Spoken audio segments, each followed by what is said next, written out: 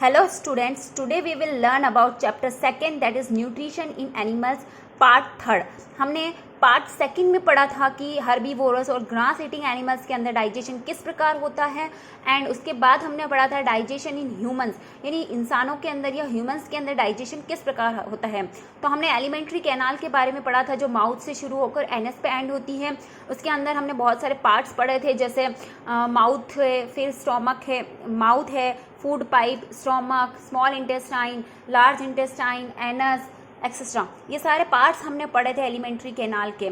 तो अब हम ब्रीफली हम इन पार्ट्स के बारे में स्टडी करेंगे। फर्स्ट जो हमारा एलिमेंट्री कैनाल का पार्ट है वो है माउथ और बकल कैविटी। माउथ के अंदर क्या क्या प्रोसेस होती है? The process of taking food into the body is called ingestion. यानी हमारी बॉडी के अंदर कोई भी फूड लेना या हम कोई भी फूड जब बाहर से अपनी बॉडी के अंदर लेते हैं तो इस प्रोसेस को हम इंजेशन कहते हैं। इंजेशन यानी अंदर लेना, और ये जो काम है वो माउथ की हेल्प से ही हो पाता है। Our mouth has the salivary glands which secrete saliva which mixes with food। हमारे माउथ के अंदर salivary glands होती है जिससे saliva secrete होता है यानी जिससे लार निकलता है, जो क्या करता है हमारे फूड के साथ मिक्स होकर उसे मॉइस्चर प्रोवाइड करता है, यानी हमारे फूड को जो थोड़ा गीलापन प्रोवाइड करता है जिससे डाइजेशन में हेल्प मिलती है। The tongue is a fleshy muscular organ attached at the back to the floor of buccal cavity। जो टंग होती है यानी जीभ, वो एक फ्लैशी मस्कुलर ऑर्गन होती है जो कि हमारे बकल कैविटी या माउथ के पीछे की तरफ अटैच्ड होती है। टंग सभी जानते हैं, टंग को हम जीभ भी कहते हैं। वो एक मस्कुलर ऑर्गन है जो हमारी बकल कैविटी या माउथ के पीछे की तरफ अटैच होती है ना। फंक्शन ऑफ टंग की जीभ के क्या क्या काम हो सकते हैं? फर्स्ट, फॉर टॉकिंग, बोलने के लिए हम जीभ का यूज करते हैं। Second, mixes food with saliva while chewing, जब हम भोजन चबाते हैं तो सलाइवा यानी लार को हमारे फूड के साथ मिक्स करने में भी टंग ही हेल्प करती है। थर्ड है helps in swallowing food, food को निगलने में हेल्प करती है। We taste our food with tongue, और हम हमारा फूड को टेस्ट करने में भी जीभ का ही यूज़ करते हैं या टंग का यूज़ करते हैं। जैसे कि ये डायग्राम दिया हुआ है, इसके साइड में आप जो देख रहे हैं वो टेस्ट बड्स है जिसकी मदद से हम कोई भी टेस्ट फील कर पाते हैं। Now second part of alimentary canal that is the food type of oesophagus.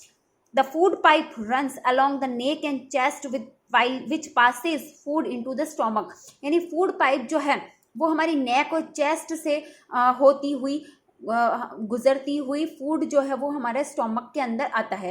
यानी फूड पाइप जो है वो नेक से शुरू होती है, चेस्ट से होती हुई स्टोमक के अंदर फूड को पहुंचाता है।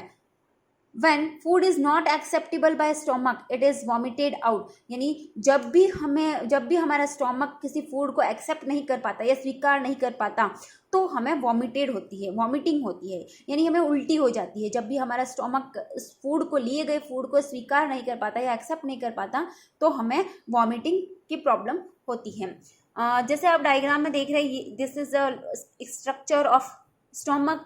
इसके अंदर जैसे ये फूड पाइप है या ओइसोफेगर जिसे हम कह सकते हैं, तो इसके अंदर ये फूड पार्टिकल्स है और जो फूड पाइप है जो है वो इस स्टोमक के साथ आकर मिल रही है। तो यानी जो फूड है वो फूड पाइप से होते हुए स्टोमक के अंदर आएगा। तो थर्ड जो पार्ट है हमारा फूड पाइप के बाद में वो है स्टोमक। तो the thick walled bag shaped like flattened U, यानी एक थिक वॉल्ड होती है, इसकी जो दीवार होती है, बाहरी जो वॉल होती है वो बहुत मोटी होती है और एक बैग शेप ऑर्गन है, बैग के जैसा दिखता है और यू शेप्ड होता है। It is the widest part of the alimentary canal which receives food from the food pipe and send to the small intestine. एक सबसे चौड़ा पार्ट है एलिमेंट्री कैनाल का, सबसे बड़ा और सबसे चौड़ा पार्ट है जो फूड को फूड पाइप से लेता है और स्मॉल इंटेस्टाइन के अंदर देता है। यानी फूड पाइप से स्टोमक के अंदर आता है फूड और फिर स्टोमक से स्मॉल इंटेस्टाइन के अंदर फूड एंटर करता है। The inner lining of the stomach secrete, यानी जो स्टोमक की जो हमने पढ़ा थिक वॉल होता है यानी मोटी दीवार होती है इसकी, तो उनकी जो अंदर वाली लाइनिंग होती है वो कुछ जूसेस या कुछ मटेरियल सिक्रीट करती है। लाइक फर्स्ट है मस्कस, ये क्या काम करता है? Protect the lining of the stomach. ये स्टोमक की जो लाइनिंग होती है, स्टोमक का जो वॉल होती है उसको प्रोटेक्ट करने का काम करता है। सेकंड जो है वो हाइड्रोक्लोरिक एसिड, जिसे हम HCl भी कह सकते हैं। It kills the bacteria that enter along with the food. ये क्या काम करता है? ये एसिड हमारे फूड, जब हम फूड खाते हैं, माउथ के अंदर रखते हैं, तो ये जो फूड के साथ बहुत सारे छोटे छोटे बैक्टीरिया भी एंटर कर जाते हैं हमारे स्टोमक के अंदर। तो उन बैक्टीरिया को किल करने का काम हाइड्रोक्लोरिक एसिड करता है। Next, the digestive juices. इसके अलावा जो इनर लाइनिंग होती है स्टोमक की, वो डाइजेस्टिव जूस भी सिक्रेट करती है। डाइजेस्टिव जूस नाम से ही पता चल रहा है जो डाइजेशन का काम करते हैं। तो break down the protein into simpler substances, यानी प्रोटीन, विटामिन जो भी हम अपने फूड के साथ अंदर लेते हैं हमारे स्टोमक के अंदर, उसको छोटे छोटे टुकड़ों में या सिंपलर सब्सटेंसेस में तोड़ने का काम डाइजेस्टिव जूस करता है, जिससे डाइजेशन जो है वो इजीली हो जाता है। नेक्स्ट जो हमारा पार्ट है एलिमेंट्री कैनाल का, that is small intestine. Stomach से फूड जो है वो स्मॉल इंटेस्टाइन के अंदर आएगा। इट इज़ हाईली कॉइल्ड, ये सबसे ज़्यादा कॉइल्ड होता है, यानी घुमावदार होता है, सांप जैसा होता है, coiled, and 6 to 8 metre long which receives secretion from the liver and the pancreas. और ये 6 से 8 मीटर लंबा होता है, और इसके अंदर लीवर और पेंक्रियाज से निकलने वाले जो सिक्रीशन होते हैं या जो जूस होते हैं वो पहुँचते हैं, यानी लीवर और पैंक्रियाज से निकलने वाले जो सिक्रीशंस होते हैं उनको ये रिसीव करता है स्मॉल इंटेस्टाइन।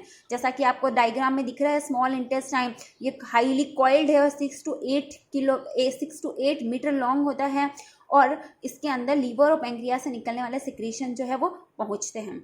और अगले जो अपना वीडियो होगा उसके अंदर लीवर और पैंक्रियाज के बारे में हम ब्रीफली स्टडी करेंगे।